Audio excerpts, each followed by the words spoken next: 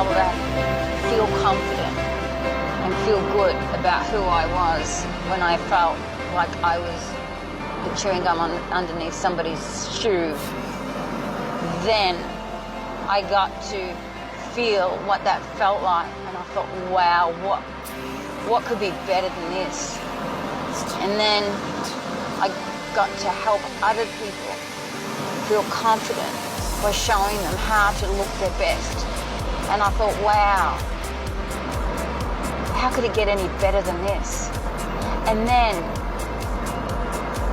I learned to change women on the inside and have them feel awesome at their core as a knowing. And I thought, well, it can't get better than this. This is the ultimate. And then I trained somebody to be able to do it and show someone else how they can change. And now I'm helping women to be a trainer of the women who will break the other women through at their core, at the deepest level. And I wonder what's next, at what next level this changing of women on the inside, which is changing women on the outside, can go to. I wonder what's next now.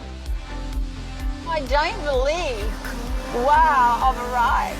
I believe, wow, if there's so many levels of growth that a person can go through just simply by setting off a chain in motion, by simply changing themselves,